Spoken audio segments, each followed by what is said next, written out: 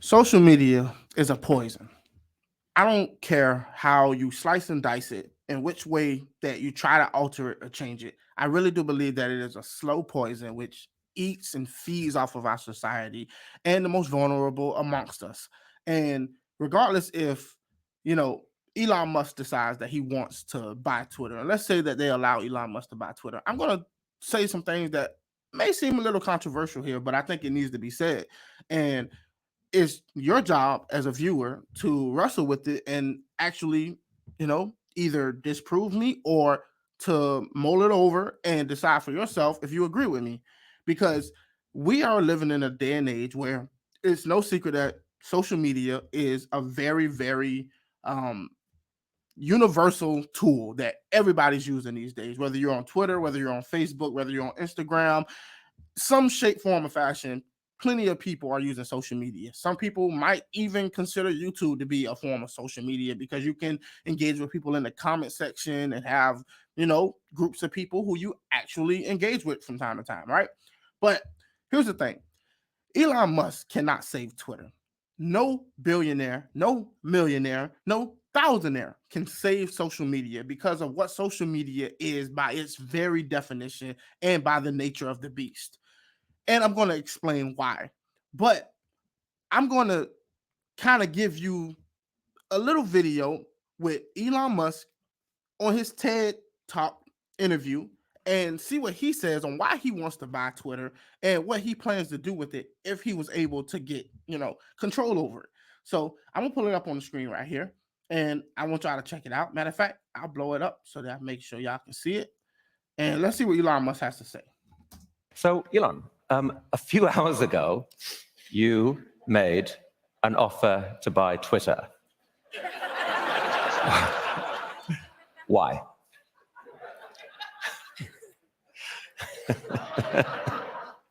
How'd you know?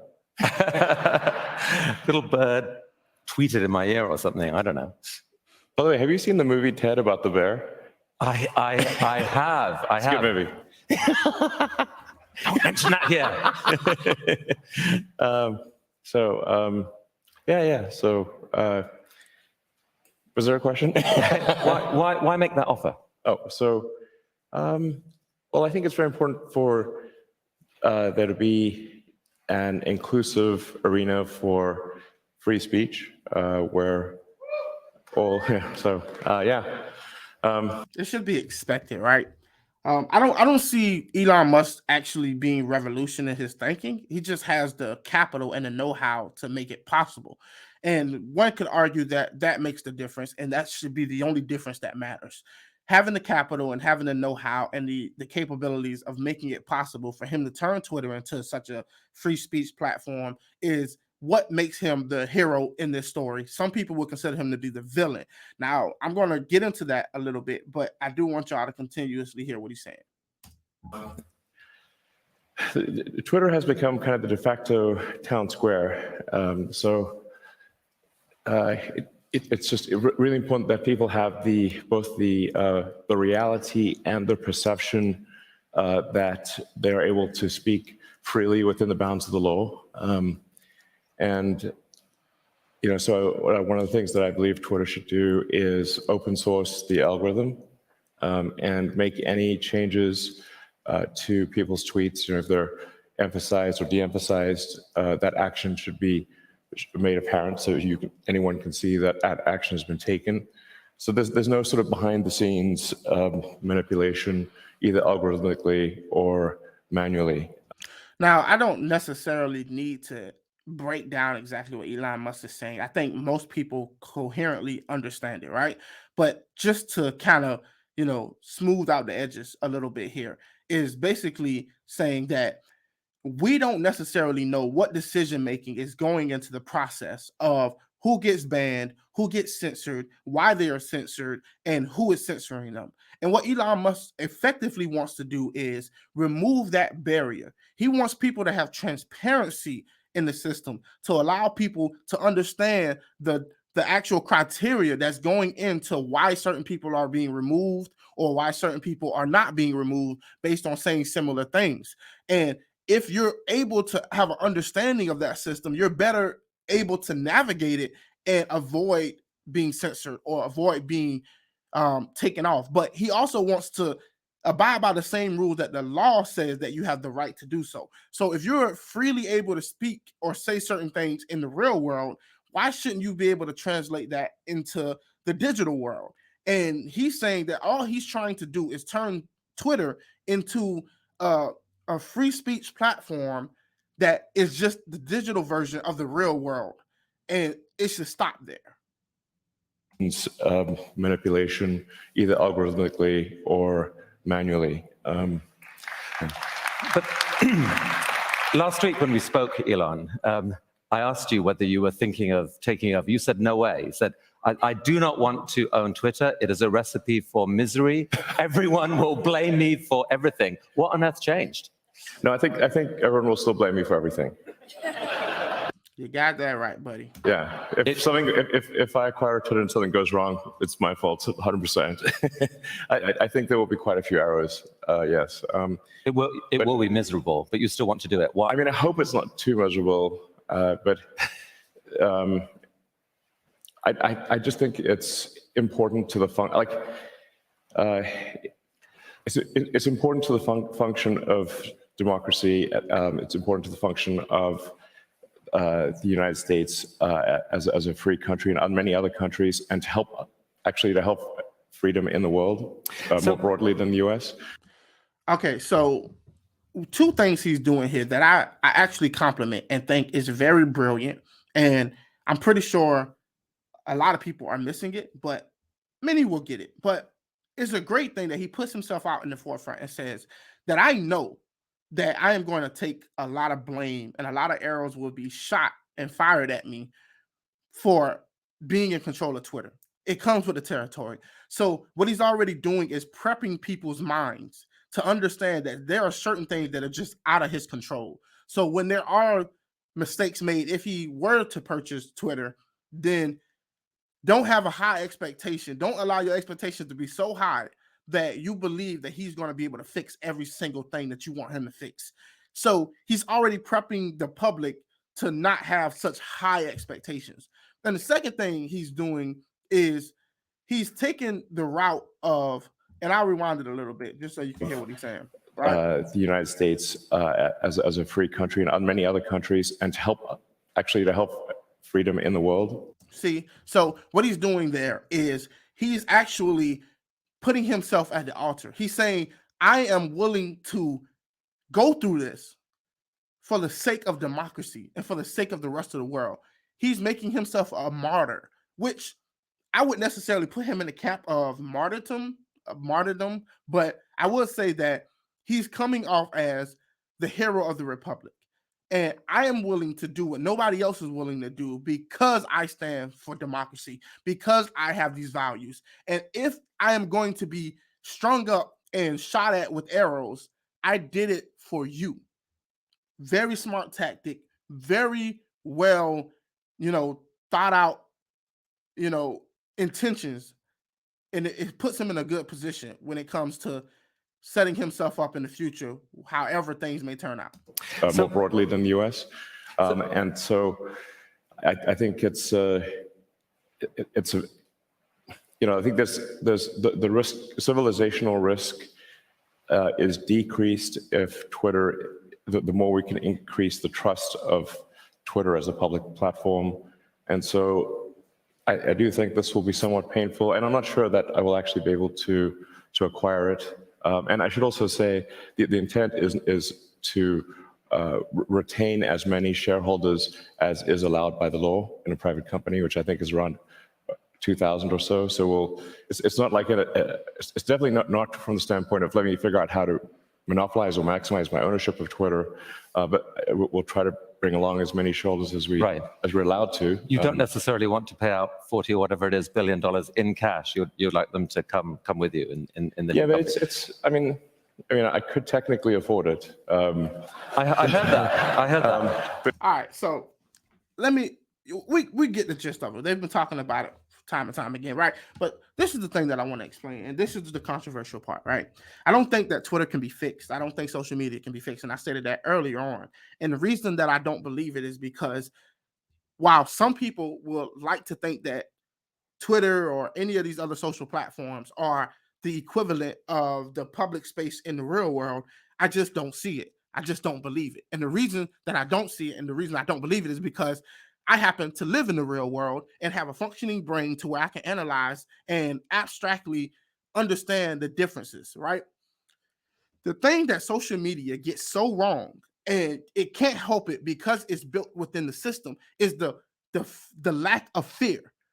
When you engage with human beings in a public square, there's always the aspect of fear involved in a person's engagement with others in the public square, which social media removes. If me and three other men are having conversations of disagreement, there's always an element of fear there, something that could be said wrong, which could lead to a verbal or physical altercation, which can be real. And social media does not have that. It removes that element completely. So, in return, what you have is a group of people who are unable to police themselves. It's not about censoring yourself. It's about the fact that people are willing to say and do things on social media that they would never say and do in real life in a person's face.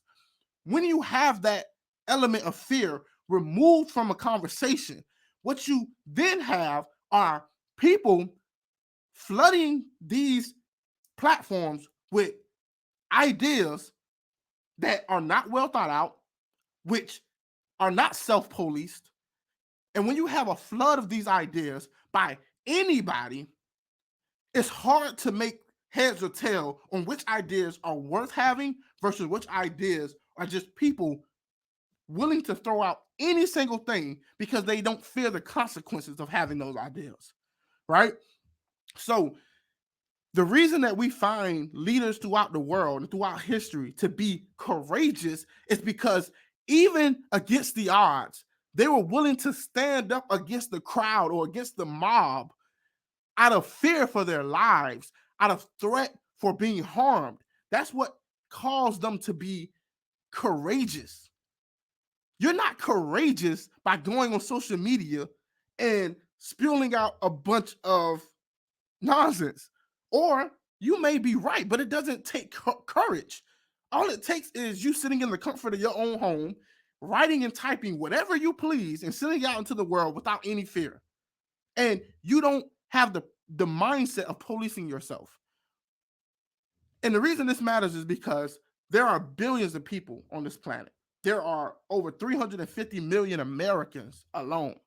And what you end up with is, instead of promoting the exceptional and those very few people who have really deserved that spot of getting their voice heard, they're drowned out by the millions of voices who all feel as if their opinions are just as equally as valid as that person's.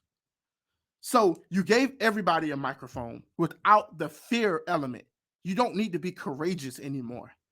And I could get the counter argument would be, why should a person have fear that they're going to speak the truth? Why should a person be afraid to speak the truth?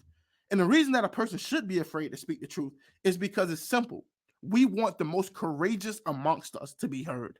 We want those people to speak for the truth despite the consequences, knowing that in the real world, there could be immediate consequences. That roots out the real deal versus the fakes. Right now, the real deal and the fakes are all mixed together. And there's an influx of information. There's an influx of opinions and voices to where we don't really know how to single out those voices that matter the most. It's not courageous for me to sit on YouTube and spew out. Now, some people can say, well, you say certain things that will go against the grain, which could have real world implications. But being somebody like myself who's been in high stakes situations where I'm shooting at someone, someone's shooting at me, or I'm in a physical altercation with another man in a jail cell or something like that, I can tell you that the risk factor and the intensity of that situation never comes as close to far out consequences that you may not see coming in the next month or two. it completely changes the dynamic of a person's thought process. So this is why I believe that social media is a poison, right? And I'm a user of social media, which I don't use social media that much. Mostly, I'll check out a few people that I'm interested in. I might tweet from time to time. I deleted my Facebook, so I don't have that anymore. But one thing that I realized is it's hard trying to be taken seriously in a world where everybody believes that their opinion should be taken just as seriously as yours. No matter how much homework you've done, no matter how much time and effort you put into actually forming your ideas, it doesn't matter. It creates a false system of security. I do not believe that the digital world will ever be a replacement for real world engagement with real people. There's too much leeway. There's too much room for any and everybody to just spew out whatever they want without fear of consequences. We evolve as human beings to engage a certain way. And when you break that process, there are going to be consequences. Some of those consequences will be positive. Social media has allowed people to come together to, make up, movements, to allow people to fight and stand together to find people of common interest. But what it has also done has exacerbated the worst parts of us.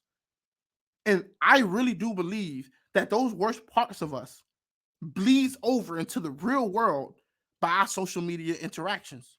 I've been in debates and conversations with people who I know would have never spoken to me a certain way if they had been in my presence. That is the most frustrating thing about it. Elon Musk has great intentions, but what I do not believe and what I do not accept is that the digital world will ever be a replacement for the real public square.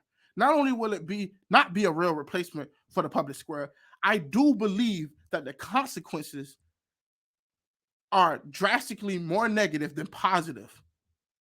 This is why it contributes to the polarization that we have in this country. It really does. When you have people who have dedicated none of their time to understanding many issues that they speak on, will get on social media and be able to reach thousands of voices, that's a problem. We don't need Cardi B influencing hundreds of thousands of little girls on which way they should vote politically, when she herself understands literally probably nothing about the political world. And that's the world we live in. Elon Musk can't stop that. Elon Musk can't save that. I do not understand why people put so much faith in this digital world of social media. Social media is a tool, and it should be used as a tool. If you're selling something, if you're trying to connect with family, if you're trying to share photos or something with people that you probably couldn't connect with in your regular day life, that's fine. But using social media as this avenue for change and as this avenue of, trying to alter people's perception, it doesn't work. And we've seen that it doesn't work. And it continuously divides and divides and divides.